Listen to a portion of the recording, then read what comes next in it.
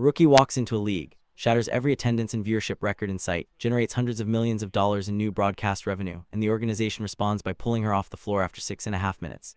Not because she is injured, not because she is struggling, but because of a substitution pattern that defies every principle of competitive basketball, and the people who are supposed to be fighting hardest for her are nowhere to be found.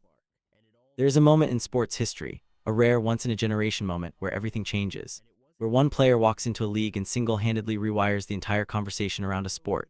We have seen it with Magic, we have seen it with Jordan, we have seen it with LeBron, and right now in real time we are watching that exact moment unfold in women's basketball. Except this time the story is not about a player rising to her destiny. This time the story is about everything, and everyone around her doing their absolute best to make sure she never gets there. What is happening to Caitlin Clark inside the Indiana Fever organization is not a minor coaching disagreement. It is not a rookie adjustment period.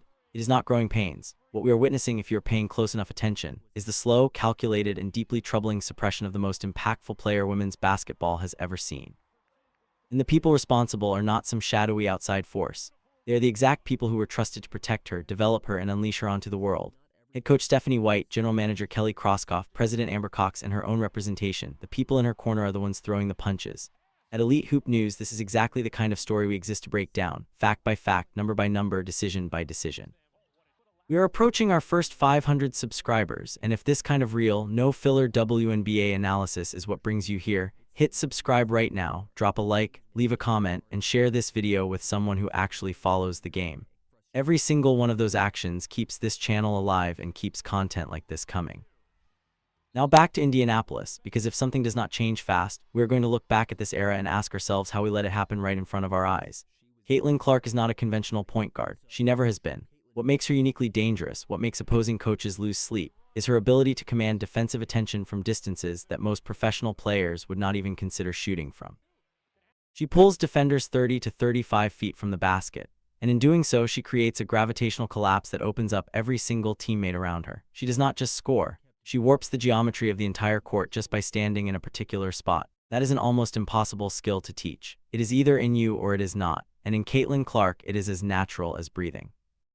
So what does the Indiana Fever coaching staff decide to do with this once-in-a-generation weapon?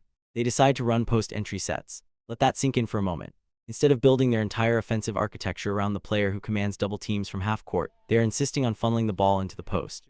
They are asking a player who can collapse an entire defense from the perimeter to stand in the corner and wait for a touch that may never come.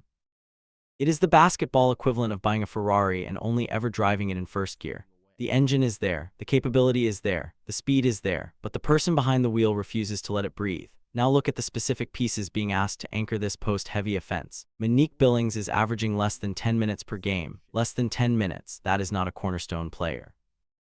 That is a supporting role player being asked to carry a structural load she was never built to carry. Leah Boston, who is genuinely talented and has a real future in this league, is still actively developing her ability to finish through contact at the rim with consistency. She's not there yet. And even when she gets there, running your primary offense through her completely and utterly eliminates the most dangerous dimension of your own roster.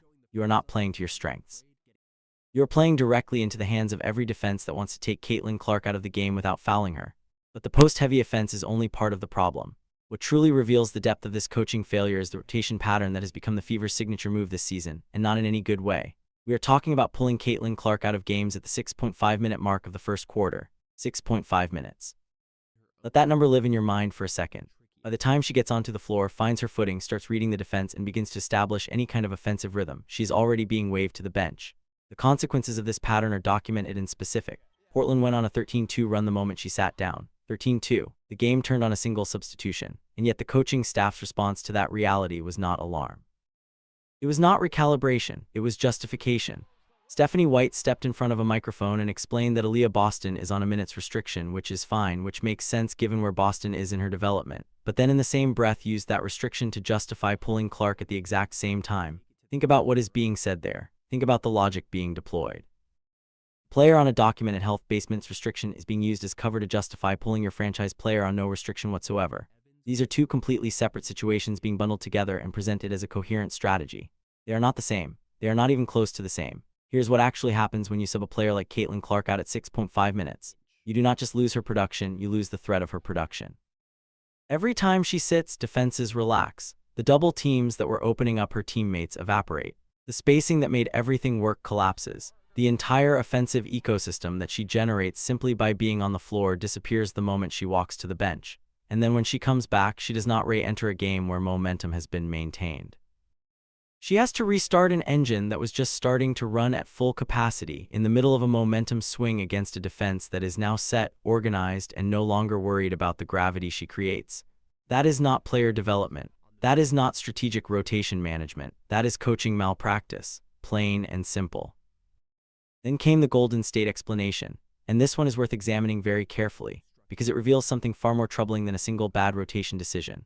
When asked about the substitution pattern during a road game in Golden State, Stephanie White explained that the decision was made because they did not want a specific player, Raven Johnson, in that hostile road environment without another ball handler on the floor alongside her. Read that back carefully. They made a substitution decision affecting their franchise player based on concerns about a supporting player's ability to handle road pressure. They limited Caitlin Clark's floor time in a meaningful game on national television to manage the comfort level of a role player in a difficult environment. That is the explanation. That is the reasoning being offered. But here's what makes that rationale so genuinely damaging beyond just the single game. The underlying philosophy it exposes is one of protection over development. And protection over development is exactly the wrong model when you are trying to build a championship contender around a transcendent talent. The greatest players in basketball history were not shielded from hostile environments in their developmental years. They were thrown into them. They were tested in the fire, pressured in the most uncomfortable road arenas, challenged by the toughest defenses, and forced to find solutions in real time under maximum pressure. That process, as uncomfortable as it is to watch, is precisely how good players become great players and great players become legends. Shielding Caitlin Clark from a loud crowd in Golden State does not develop her. It delays her. It tells her at a subconscious level that the organization does not fully trust her to handle what is coming. What is happening beneath the surface, inside the locker room, inside the film sessions, inside the one-on-one conversations between coaches and players, is where the real damage is being done. Elite athletes operate on instinct. They need to feel free to make decisions in real time without a mental governor constantly second-guessing every aggressive move. When a player knows she might get yanked at any moment for reasons she cannot fully understand or predict, she stops playing freely. She starts playing carefully. She starts thinking instead of reacting, and for a player whose entire game is built on split-second reads, on creative chaos, on the kind of instinctive decision-making that cannot be manufactured or coached, careful is catastrophic. And then there is the public messaging. Multiple instances of coaching staff comments have suggested the team plays faster, better, or more efficiently with someone other than Caitlin Clark as the primary ball handler. Said quietly in a meeting room, those are coaching notes. Said in front of cameras, in front of reporters, in front of the entire basketball world, they are a public vote of no confidence. They tell her teammates how to think about her. They tell the media how to frame her. They tell opposing coaches exactly where the soft spot in the Indiana Fever's relationship with their own franchise player actually is. Reports have also surfaced suggesting the team's sports psychologist has been involved in conversations centered around getting Clark to accept her current role with less friction. The psychological support system inside the organization is apparently not being used to empower a superstar to demand the environment she needs to succeed. It is being used to convince her to be more comfortable with a diminished role. That is not player development. That is ego management. And it is an absolutely terrifying approach to take with a player who needs her competitive fire burning at maximum intensity, not slowly dimmed down to a manageable flicker. And where is her representation while all of this is unfolding publicly? Erin Kine, her current agent, has been essentially invisible. No coordinated media response. No public positioning to reshape the narrative. No aggressive behind-the-scenes pressure on the organization to restructure her role. Nothing. While hit pieces have circulated in outlets like USA Today, framing her struggles as a player problem rather than a systemic coaching failure, her representation has remained silent. And in high-stakes professional sports, silence is never neutral. Silence is always surrender. Compare that to how the most powerful agencies in professional sports operate when one of their clients is being publicly diminished. A firm like Clutch Sports, Rich Paul's operation, does not wait for the narrative to solidify against their client. The moment a damaging story starts gaining traction, the response is already in motion. Relationships with media contacts are activated. Counter-narratives are seeded. The organization is quietly but unmistakably reminded of exactly what they stand to lose if they continue down a path that undermines the person generating the majority of their revenue, their relevance, and their visibility. The organizational dysfunction currently suffocating the Indiana Fever exists in significant part because the people who should be fighting hardest against it are nowhere to be found. The WNBA is currently in the middle of the most consequential period in its entire history. Television rights negotiations that would have been unimaginable just 5 years ago are actively underway. Expansion franchises are being added. A collective bargaining agreement opt-out window is approaching. The league is, for the first time in its existence, operating from a position of genuine leverage in conversations with major broadcast partners.